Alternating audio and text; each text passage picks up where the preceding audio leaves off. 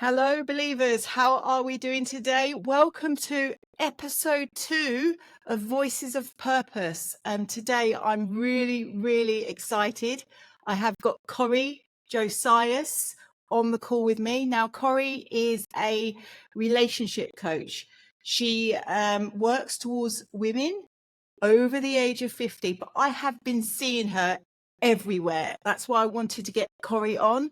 Cori is like the game is on with her. She is out there doing her stuff daily. She's talking to women over 50, and in general, I believe there's a lot more to that than she is putting out there at present. But I want to touch more with Cori because I think she has a really interesting message to say to ladies over 50. So, Cori, welcome to Voices of Purpose. Thank I you, hope Michelle. you are very well. I hope you're well today. So I would like people to know a little bit about you first. We can't bring guests on. I don't want to bring guests on here and not know a little bit about you, where the background is from. And then we are going to talk a little bit where Cori and where you are going further on down the line within your business and your soul-led business and why you believe it to be a soul-led business. So would you like to welcome yourself on and let us know a little bit about you? Absolutely. Look, what I do is I lead women over 50 to create, and I use the word create deliberately, a life and a love where they feel adored every damn day. A little bit about me. That's really interesting to try and encompass a 67-year-old life in a few sentences, but I came to the UK. I went to university, came to the UK, got a job singing on national television, auditioned for a band, was singing in front of 16 million people, was in the music business for 15 years, then retrained as a teacher of the deaf. Then I had 2 kids. I got married. I had 2 kids. I started that journey at the age of 40. So I'm definitely what you could call a late bloomer. And the things I learned in that relationship were really important and powerful because I realized that I was compromising myself in so many ways in service of the relationship. And finally, at the age of 57, I plucked up the courage to leave. It was really hard. Obviously, telling your kids, if you've ever had to do that, it's probably the worst day of your life. But I realized that I had a mission, and I was very fortunate because around the time of my breakup, I was introduced to network marketing, which I did for about 7 years. And although I don't personally do network marketing now, what I do know is that it introduced me to the world of personal development, and I'm very grateful for that. And then from there, I mean, I'm very good at following my nose. So I met Peter Sage, who I know you know, Mm-hmm. Michelle, online. I listened to him because he was doing a presentation on a network marketing group, funnily enough, and I was really impressed with him. So someone tried to sell me his course, and then that person called me 2 days later and asked me to be on the sales team. So it was like I went from being a singer to being a teacher to being a salesperson to being a coach. And coaching and sales, what a lot of people don't know is they're very closely related because they involve a lot of listening and a lot of really drilling down into what people's challenges are and what their goals are and providing them with a solution. Obviously, the solution of coaching is different from sales, but they have that in common. So, as I was getting divorced, I also realized there were lots of other women in my age group who were going through this huge transition, not just leaving their partners, but having to learn how to run a life. I mean, that is a big deal if you've never done it. So I thought, gosh, I can help a lot of people. I started running little mini groups in my front room, charging people 25 quid just to come over and sit and have a chat in a group, a sort of guided discussion, and it went from there. I should also throw into the mix, Michelle, that I practiced Buddhism for 35 years and I've had a leadership responsibility for the whole time during that. So I bring a really diverse experience to the table. Buddhism has taught me a lot. Being a leader and having to support people through changes and through problems and through challenges has taught me a lot about how to not fix the problem, but give people the tools to change their life. So I know I did warn you that it wouldn't be a short. Try and condense 67 years into 2 minutes is very difficult, right? Well, all I can say is wow, wow, wow. That is incredible. And I actually was going to say, was you going to turn up with the mullet today? So I guess that's where the mullet, your post about the mullet came from, your band era and your music era. Yes. So that was really fun to see. So you have been through so much. And I always know that we're on this journey and things come up to in our lives because it's part of our experience to move forward. And then when you do get that pull from your soul to go towards your soul's business, then you have the tools and the experience to really hit into the audience that you want to hit into. So when it comes back to that first relationship with your husband, how you say that was the real difficult time, how much was that an impact in going forward with working with women in relationships now?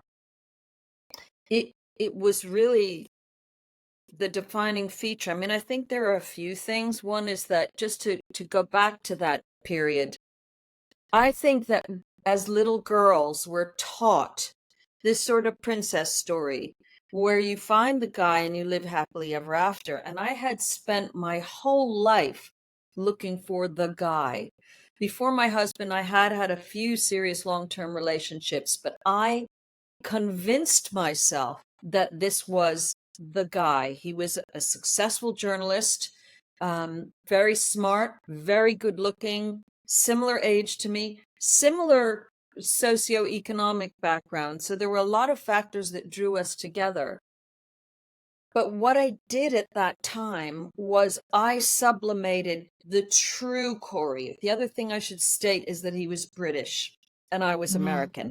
And so having come from the music business, I was a bit out there, a lot of fun, loved to do goofy things, dancing around the kitchen, being generally crazy. And I really shoved a lot of that down. I actually, and I really want to make it very clear. I do not say this to blame my husband. These are the choices I made. And I think that's an important message for your listeners, that if you go down the path of blaming someone else for where you are and what you've done, you're going down the wrong road. So anyway, I packed up my music studio when I was with him. We had a kid. The room where I had my studio set up, I totally dismantled it. It became our first son's room. It had a very strong practice of Buddhism when I met him, and that involves chanting. And he hated the sound of chanting. He hated it. So I had to go run upstairs and hide when I was chanting. So there were all these little red flags. Like, the thing that people don't understand in relationships is compatibility. And we simply weren't compatible. It doesn't mean I'm a good person and he's a bad person.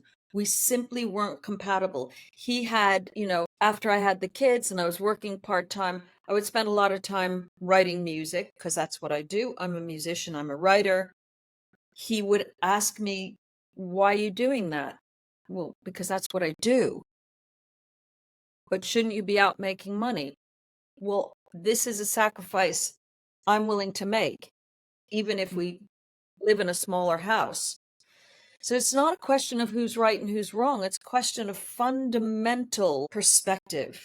And so having learned that, and that's a lot to learn, I have to say, I know that there are many women out there who are hiding their light, who are not showing up fully as themselves, and who have watered themselves down to become the version that they feel their relationship warrants.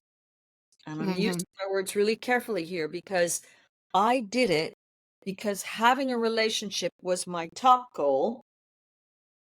That meant that everything else had to serve that goal. But instead of waiting and select because I fell in love with him, instead of waiting and finding out, are we really compatible? I thought, I'll do anything to make myself compatible.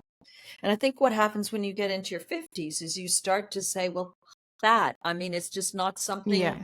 you want to be doing anymore. And I think that does, I hope that that's a message for younger women too, but it is something that I did that I wouldn't advocate. Does that help? Does that Yes, answer your question? it does. And what I want to touch on is you brought up one thing that I want to just, in case anyone's sitting there listening to this and going, well, I do blame my other half. I do blame them. And you say the thing that you can't do is blame the other person. So if someone is sitting there now going, but I do blame them, what could you give them just as a small takeaway now to feel that peace within their inner world, to sort of say to them, well, this is the reason why you shouldn't blame that other person. I just don't want to leave someone with that fire within them going, she said I shouldn't blame, but I should. So I really love that question. So there are two aspects. One is I felt the way you do. I felt that way. I had to work through those feelings. So this is not an overnight sensation. You don't suddenly wake up and go, my husband was great and I did everything wrong, and I that's not how it works. For a time, there's a period of grieving when you break up a relationship where you will dump anything and everything you can on that person. But what you gradually realize is a really great expression that says something like, it's like drinking poison and expecting it to kill the other person. Right? So that's the tip I would give, because the reality is you can't change the other person. And I will say there are exceptions to this too, Michelle. If you're with someone who's a narcissist, and you didn't spot it at the beginning, and this frequently happens. By the way, narcissist is a term that gets thrown around way too much these days. But if you are with someone who's genuinely narcissistic and gaslighting and all those things, not telling the truth, of course you could say that person is a really toxic person, but you still have to take ownership over the fact that you chose them. Interesting statistic.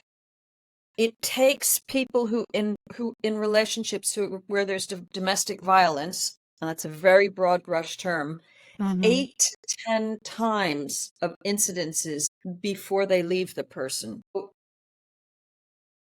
Why are you not leaving? If it's not working, why are you not leaving? Why didn't you leave sooner? What caused you to stay? Many people will say, oh, well, it was the kids. Well, great. Then take responsibility for the decision that you decided to stay for your kids. Not to digress too much, but I would argue that that's not really a very healthy model for the kids to see. I'm sure you agree with me, Michelle, that, that whole patriarchal type of model that a woman should be submissive. I don't think it's not something I would want to teach my kids. That's a digression, I realize. Yeah. So the tip I would give is be kind to yourself, but please understand that if you want to hold on to blame and keep yourself stuck in the victim mentality, it's just going to be harder for you to move on. The quicker you take responsibility for your choices, the quicker and more direct your route to happiness. It's really that simple. Yeah, they do say things that, like they say, the most simple things in your life, but the ones that seem to take the longest and the hardest for us to actually do. And it's only till you actually step away that you look back and go, why didn't I just do that sooner? And another point I wanted to step on, to go on, is you said relationships. You were looking for that relationship with someone else. We've been grown up to have that lovely Cinderella relationship, but nowadays is what you're saying, the relationship with yourself is the most important first before you go into any relationship with another person. Are you asking me, do I agree with that? Or are you Yes. asking me to on that? I agree to a point. I think there is a narrative out there that you can't have a great relationship until you fall in love with yourself. I question that because I think that part of the journey of learning to love yourself happens in relationship to another person. And I agree with the idea that one of the key purposes of a relationship is growth. We think it's just to be in love, and of course it is. Of course it is to share a wonderful life with someone and have companionship and intimacy and all those things, but actually another purpose is to grow. And I don't know of a clearer mirror for yourself than a relationship. That is absolutely holding up a mirror. But do I advocate learning to love yourself? Absolutely. Do I advocate knowing what your standards are? Absolutely. Do I advocate doing that work? Absolutely. But I don't think it like has to be quite that sequential, because a lot of women learn to love themselves within a relationship. Mm-hmm. Yes, if you ask me, is that a fundamental job, learning to love yourself? And in fact, my strap line, feel adored every single day. That doesn't have to be with a man. You could feel adored because you just think you just recognize you're so full of gratitude that you realize your life is magnificent and that you are magnificent. Yes, we are. We are all magnificent in this world. We just have to, I really do believe we just have to believe that in ourselves first. That's where I come with this. It's one of those things that I just think that rolling into a relationship is one of those things you take with you, with the love of yourself too. And I guess for me, that's where I then value myself as well, is stepping into Absolutely. that relationship. Having been in a relationship with my husband for 25 years. So, So before you went into that relationship, did you totally love yourself? um, no, I think I was looking back then. It was a lot. I was quite young then. I would say he was one of my first loves. So it was all about connection more than being with someone, having that connection rather than me. I've only recently been able to be in my own company the last few years. When I went on this with the Elite Mentorship Forum, when I went on this journey of self-doubt, lack of confidence, and wanted to always be surrounded by people, now I just love my own company. Now That's I like fantastic. So every it's not a day. prerequisite. It's not a prerequisite, but it is definitely one of the purposes of life. Yes, for sure. So Mm. that with regards to where you were to where you are now with Cori as a business, where is that taking you? What do you like? We've touched on, you want to reach out to women in their 50s. Why in their 50s? Why have you chosen that as more of a, I know you help anyone that comes towards you, Yeah, but that's your direction, that's your message you're getting out. Why that age bracket? that's a Why great question. women? That's a great question, and you're quite right. I can help anyone. In fact, I had an old friend who's just turned 30 who reached out and asked if she could join one of my master classes the other day, and I said, "Well, yeah, of course." And she was like the baby of the group. It was really nice to have her there. But why over 50s is because a few fundamental things happen. It's usually around the time that women start to go through menopause. So there's that whole issue of being a sexual person and believing that you can still be sexual at that age and believing that you can still be attractive. A lot of women our age are afraid to take their clothes off if they're going to be with a new partner. There's all that stuff. And, I don't only work with people coming out of divorce. I work with women who are looking for a new relationship. And I work with them a lot, actually, because they have all these beliefs about themselves and how unworthy they are of love. And there's a lot to unpack. And where do I find someone? And it's so much harder. And all men are looking for younger women. There's all this mindset stuff that's very unique to that population. Mm, yeah. and we all need someone to head towards. And you're definitely one of those people, because am I right in saying, I hope you don't mind me talking about it, you've recently, well, it's been a couple of years now, you've entered into a new relationship? Yeah, I have a partner. He happens to be 13 years younger than me. I cannot tell you what a beautiful relationship it is. It's a revelation. And so this is something I want to share with women, because I was single for 8 years after I got divorced, and I really wondered whether I would ever meet someone. And I was somewhat resigned to the fact that I might not, but I did the work, and there's very specific work you can do.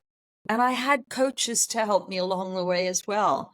I wasn't scared to invest in myself. So all the work around visualizing, imagining, setting your standards, dating, knowing how to date, knowing how to have, the whole online dating world, which is crazy, the offline dating world, how to manage communication, all those things I had to learn.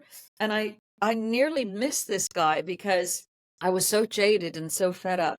We had gotten into a conversation in September, I think it was 21, must have been.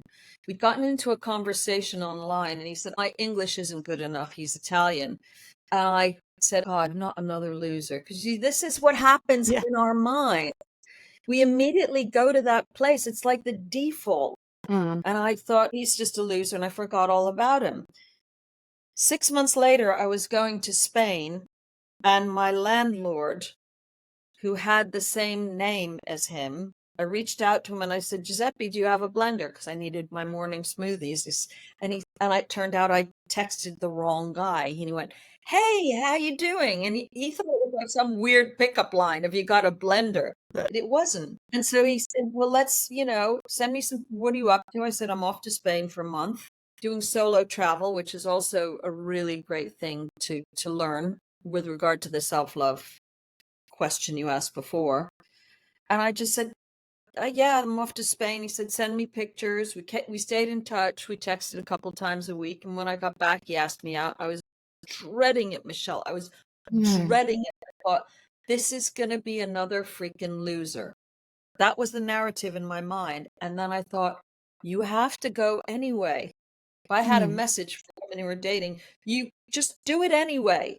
Just see it as something really fun and lighthearted. I met him.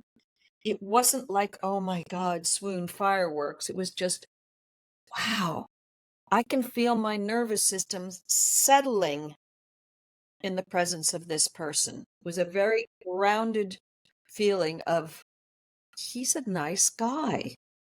There doesn't seem to be anything wrong with him. What's going on? And it started from there.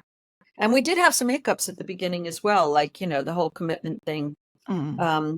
Generally, women are more future focused than men. And early on, he was not ready to commit. And I was like, okay, see you later. And he came back. If it's to and be, here we it's are. to be. If it's to be, it's to be. It's so Yes. true. We can never lose what's meant for us. So, Cori, if you don't mind me asking, how old was you at that point when you met him? 65. So, and in fact, he said, how old are you? And he went, and he said 53. And I thought, 63? Are you 60? And I didn't say anything. I said, how old are you? 53. He said, you're 64, right? And I said, no, actually, I'm 65. 65. That's the point that you never, ever give up. Age is just a number. I know everyone says it, but it purely is just a number. But I would like to touch with you on that point that you spoke about menopause. I'm perimenopausal at the moment. I know how that feels. You must have been yes, you must have been perimenopause or menopause itself. And there would have been that time. Right. There would have been that one time for the women that are listening out here, that you had to get intimate, take your clothes off, be in front of this man that you actually in your mind is going, he's 13 or however many years younger. Yeah. How did you cope with that? How was it? Was it just love, lust? Just was there anything that went through your mind, or was it just that, do you know what? This is the time for me. This is what love is all about. I think this is different for every woman, but I have a standard that I adhere to. I don't generally get intimate with someone until I'm sure that they're not just screwing around. So that's the Mm-hmm. first thing that's very helpful.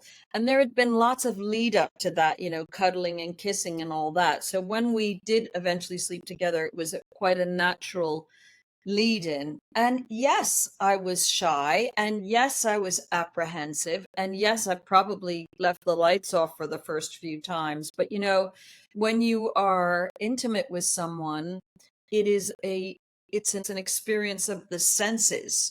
So it's not necessarily about how you look. And I will tell you frankly that I have a pretty good figure for my age, but I have a menopausal belly and I hate it. But my partner he just couldn't care less. So we have all these ideas that people are going to judge us, but actually, when you're involved in an intimate experience, it's sensory, it's multisensory, and a lot of it is tactile. So I don't really think that matters. I actually don't think it matters. And of course, I know a lot of women in my age group who are still having sex, and it's fine. It's just, it's great. In fact, I think the more uninhibited you can be, in a sense, isn't that going to bring you closer? That's my Yes. take on it. Yeah, but these women that are listening that have been out of relationships for a long time, I think, unless they've been down the mindset mastery route, or they're just ladies that are just seeing you around that wants to come into your program, these are probably, from what we know, is going to be really sensitive subjects to walk into when you are Absolutely. starting a relationship. I'm guessing this is something that you do cover on your programs.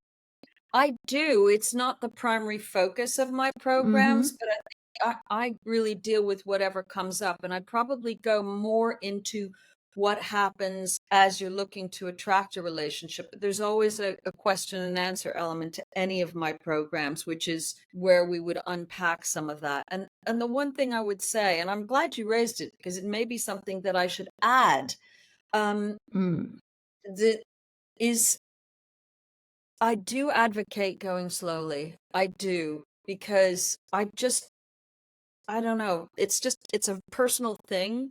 I don't advocate jumping into bed with people if you're looking for a serious committed relationship. And if you're just looking for a shag, then I'm not your coach anyway. Yeah. I'm not. I'm here. I'm all about the serious, committed, long-term, finding that relationship where you feel adored every single day. And adored is something profound. It's Mm-hmm. not it's not just like looking at someone and going, "Oh, she's hot." Yeah. Although of course you can be hot. You can certainly Your be age. hot. You can certainly be hot. Yes. So the ladies that are listening, because I'm trying to get the most out of the listeners that may be listening here for you. The ladies that are in a long-term relationship that have lost that spark, that have lost that spark because children grow up, life carries on, you go down different paths. Do you help ladies that have lost that spark in their relationships, even though they are still within a relationship? Yes, I absolutely do. But before I can help that person, they have to decide that they want to stay in the relationship. And I think that that's the inflection point is do you want to stay or do you want to go? How important is intimacy to you? Do you really think you can rekindle it, or are you happy to live without it? Or do you think it's time to move on to something else? And how do you rekindle connection and love? Everyone has a different bar on that. I'm not Mm, here to tell you what bar you should have. because I'm online a lot, I get women who say, yeah, well, I'm happy to compromise and settle for this and this and this. And I say, well, that's great. Then Mm. do that. I'm not here to tell you that you can have it all, but you Yeah. can if you Yes. want to. And yes, absolutely, I can help those women if they choose. But it really, before you can do anything, it has to be a decision. And I would say ultimately it has to be a mutual decision that both Mm. parties are willing to work on it. Because I know what it's like to be in a relationship where the fizz is gone. It's a tricky one. It's a Mm. tricky. So on that, what I know there was questions within there that you said to ask themselves just to make it clear for that person that is in that type of relationship. What question would you send them away with the most to sit with and reflect on to ultimately know whether that's the route they do want to take? What do they tune into? What do they listen to within their body? That's a great question. I think it's a longer term. It's not something that it's, of course, a decision is made in an instant, but I would usually create a time frame. My program for doubt to decision is 90 days. So we set an intention that by the end of the 90 days, you're going to know. And we do the work to uncover the areas where there are disconnects in the relationship. It could be communication, it could be values, it could be finances. There's so many things that unravel that never get talked about. Right. And I remember years and years ago, there was an expression I heard from a psychotherapist. Actually, it was my husband's psychotherapist. She said, sleeping dogs never lie. So, the expression, let sleeping dogs lie. Mm. They don't. They never do. You think you're burying something, but it's there, addressing what needs to be addressed. And I do think you need a program for that. I don't think you can just have one question that unlocks the whole thing. Yes. Otherwise, I'd be out of a job. I'm Yeah. kidding, of So course. you touched, I know you have got a program coming up soon. It isn't the doubt and decision one, but is that something that runs quite a lot? Do you run that regularly for people that do think I'm in that situation and would love to go through that 90 days with you? I have a book coming out very soon called From Doubt to Decision. In that book, there are 6 bonuses, 2 exclusive offers, and there are programs that you can buy off the back of that. So I have a 6-module program taking you Hmm. through a process. I'm going to be, when the book launches and people start taking an interest, I'm going to be launching a program that's tied, a group container that's going to be tied to the 6-week program. And of course, I always offer one-to-one coaching, Amazing. which would still take you through the 6-module process. It's a process. Yes, An 100%. exclusive program. So how much, looking at you there, Cori, how much do you feel you've learned to, your tagline is this: live and love the life that you just so deserve. How much are you now living that? I am totally living it. I'm really, really, really excited. Are there challenges? Not so much in my relationship, but yeah, there are life challenges all the time. There's a really interesting bit of research that suggests that once you get past, there's a dip between 25 and 45 where your happiness goes down. As you grow older, you get happier and happier. So this is actually a great time of life, which is not represented by the media. That this should be a time of fulfillment and joy and Mm, knowing who you are and making the best of your life. And if it's not, just do something about it. Really. My life is great. I get up every morning and I'm so grateful. I mean, my biggest challenge is the weather. mm. I So, mean, it's not, do you know what I mean? My life is amazing, amazing. Have a beautiful man in my life. I'm excited when he walks in the door in the evening. We have a great life together. We're not multimillionaires, but mhm. we have enough and we're creating more abundance in our lives. We're both entrepreneurial. So yeah, it's wonderful. It's fun. It's exciting. Fun. Who We're doesn't healthy as love well. who doesn't love fun and health, as you say? One of my questions was actually, are you ever too old for a relationship? But I just think that you've answered that so beautifully through the whole of this interview. You can tell that you are just glowing, and you know where you're heading, which is a lovely place to sit at, and knowing that life will bring you these experiences and you're there ready to go for each one that comes up, which is you can just see that coming from you. You have And go ahead, Cori. I have to declare that that's available to anyone. Yeah. Yes, it just there's so many people out there, aren't there? And I guess that's where this has become more of a soul-led business for you. Your soul feels that urge, the pull to connect with the women out there that feel that it's the end and what's the point, and look at me, that dislike themselves. And I guess that's where your soul is pulling you to say to all those people, it's not the end. It's not the end. And also, if you're telling yourself, well, I don't really need a relationship, that may be true. Mm-hmm. But my question is, would you like to have a relationship? And are you willing to do the work it takes to become the person who can attract that into your life? That's the point. Yes, we can all, I hear a lot of women say, I'm very happy on my own. I don't need a relationship. And I applaud that, but that doesn't have to mean you don't want one. Mm. Of course we should be happy with where we are. Of course that's the best place to be. If you're, I hate to say it, but if you're dying of a terminal illness, being happy with your life is the best place to be, whatever you're going through, Mm. no doubt. But that doesn't mean we should ever stop aspiring for more, or for, what's the next exciting challenge or journey we can embark on. It's Yeah, available. That's my point.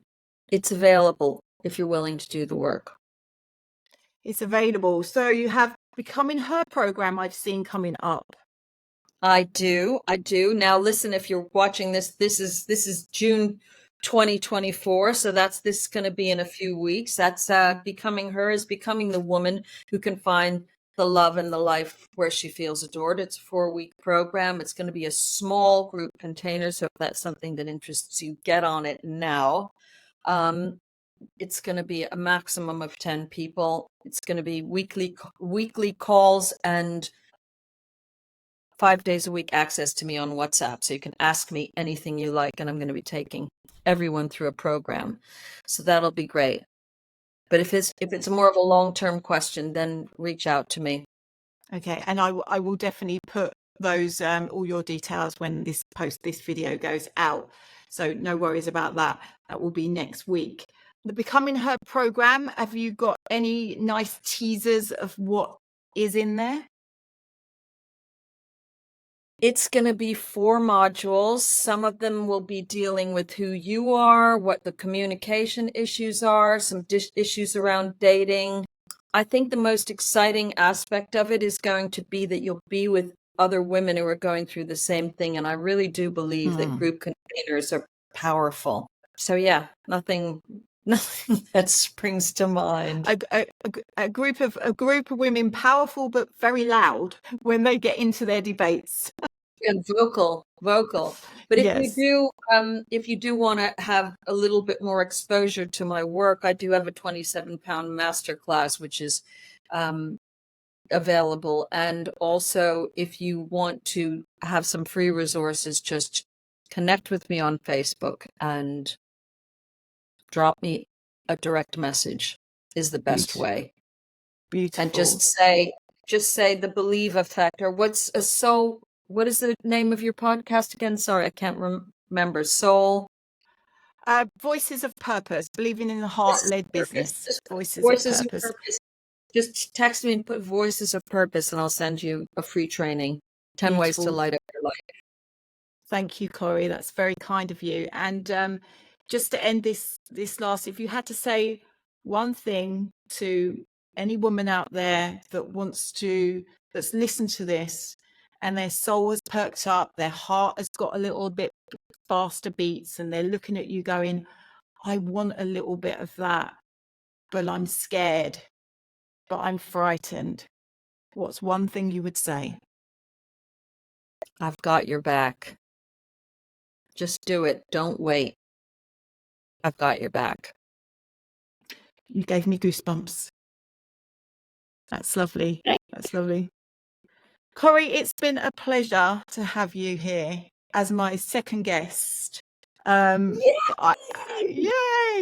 I've seen you so much. You are really putting it out there now, and it is lovely to watch. Your posts are beautiful to read. Your videos are so raw and authentic and real and natural, and it's you just being you, which I totally love and adore.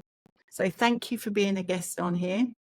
Thank you, Michelle, and thank you for what you're doing, which is helping people who have a purpose to put it out there. I want to say what an amazing person you are too, and I've watched you grow into the entrepreneur you've become, and the Believe effect, like that is the most wonderful name for what you do. You've really done a lot too. So it's an honor and a pleasure to be on here and to be a friend. Yes. Tenerife may be coming up very soon. If you're there to give hugs, I shall be there. Fantastic. And you owe me a drink. I do. Which will be lovely. Yes. Thank you, Cori. So thank you everyone for listening to this episode with Cori. As I say, you can get in touch with her in the show notes below. If you would like to be part of the Voices of Purpose podcast, then please reach out. My soul is here to show everyone that we all have a very unique gift within us. Our souls are here to lead us into a world full of experience, to collaborate with people, to show everyone how beautiful all our gifts are. And that's why I've done this podcast, because I want to create that ripple effect through entrepreneurs, leaders that want to showcase their businesses. So again, if you feel that you have a calling to be on here, then please reach out. For now, remember to keep believing until the believing becomes a knowing. Thank you.